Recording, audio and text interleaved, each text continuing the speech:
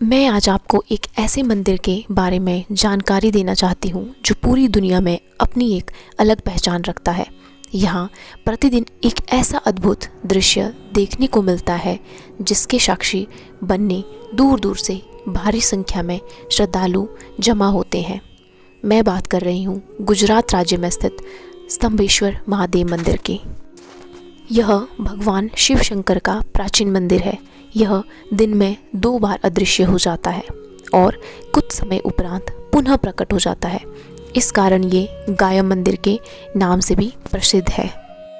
स्तंभेश्वर महादेव मंदिर गुजरात के बड़ोदरा जिले के जंबूसर तहसील के कावी कंबोई गांव में स्थित शिव मंदिर है। यह अरब सागर के पश्चिमी किनारे पर स्थित है। समुद्र किनारे पर स्थित होने के कारण इसका सौंदर्य देखने लायक है। इस मंदिर की खोज आज से लगभग 150 वर्ष पूर्व हुई थी। स्तंभ पर बने होने के कारण इसका नाम स्तंभेश्वर महादेव पड़ा। यहाँ शिवजी भगवान की शिवलिंग स्थापित है। स्तंभेश्वर महादेव मंदिर प्रतिदिन गायब हो जाता है। ऐसा यहाँ सदियों से हो रहा है, किंतु इसका गायब होना कोई चमत्कारी घटना नहीं है। यह एक प्राकृतिक घटना है। समुद्र में आने वाले ज्वार भाटा के कारण ये मनोरम और चमत्कारी दृश्य देखने को मिलता है। समुद्र में जब भी ज्वार चढ़ता है, शिवलिंग सहित पूरा मंदिर जलमग्न हो जाता है। ज्वार उठने पर मंदिर पुनः दिखाई पड़ने लगता है। ऐसा दिन में 2 बार सुबह और शाम होता है। इस अलौकिक दृश्य को देखने बड़ी संख्या में श्रद्धालु यहाँ आते हैं। श्रद्धालुओं का मानना है कि इस मंदिर में स्वयं शिव शंभु विराजते हैं, इसीलिए प्रतिदिन 2 बार समुद्र देव उनका जलाभिषेक करने आते हैं और जलाभिषेक कर वापस लौट आते हैं। ज्वार के समय मंदिर के जलमग्न होने के कारण दर्शनाभिलाषियों को जल के उतरने की प्रतीक्षा करनी पड़ती है। जल उतरते ही मंदिर में प्रवेश की अनुमति होती है। दर्शनाभिलाषियों को कोई असुविधा ना हो और उन्हें किसी प्रकार की समस्या का सामना ना करना पड़े, इसीलिए उनके मध्य पर्चे वितरित किए जाते हैं। पर्चों में ज्वार आने का समय अंकित होता है। इस मंदिर के मनोहारी दृश्य को देखने यहाँ सुबह से शाम तक लोगों का जमघट लगा रहता है।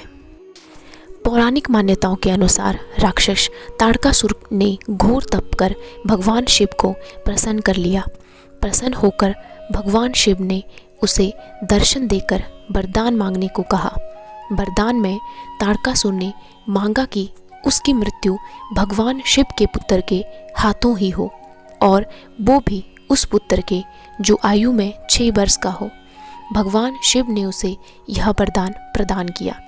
वरदान प्राप्त होते ही ताड़कासुर का घोर आतंक प्रारंभ हो गया। उसने स्वर्ग और पृथ्वी लोक में हाहाकार मचा दिया। देवतागण और ऋषि मुनियों पर अत्याचार करने लगा। उसके अत्याचारों से त्रस्त देवता और ऋषि मुनि महादेव की शरण में पहुँचे और अपनी प्राणों की रक्षा के लिए अनुनय करने लगे। तब ताड़कासुर की समाप्ति के लिए श्वेत पर्वत के कुंड में शिवपुत्र कार्तिकेय का जन्म हुआ।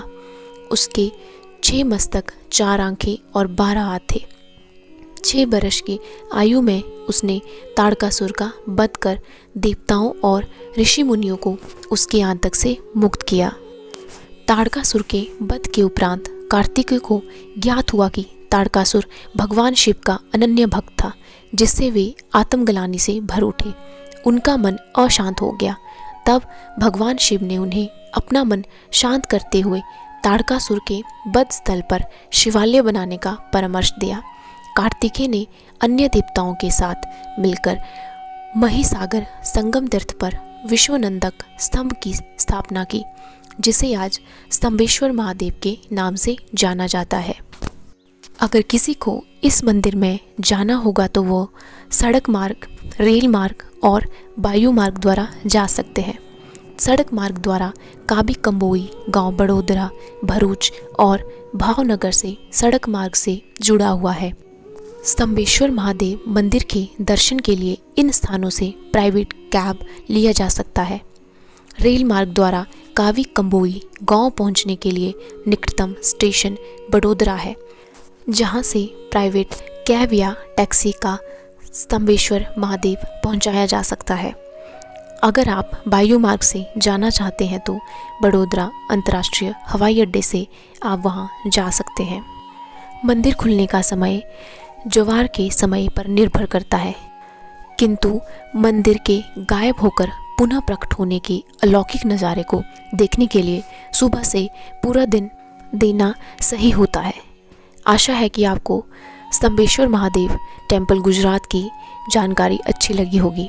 अगर आपको ऐसे ही और जानकारी किसी और मंदिर के बारे में जाननी हो तो हमारे चैनल को सब्सक्राइब, शेयर और इस वीडियो को लाइक करें। धन्यवाद।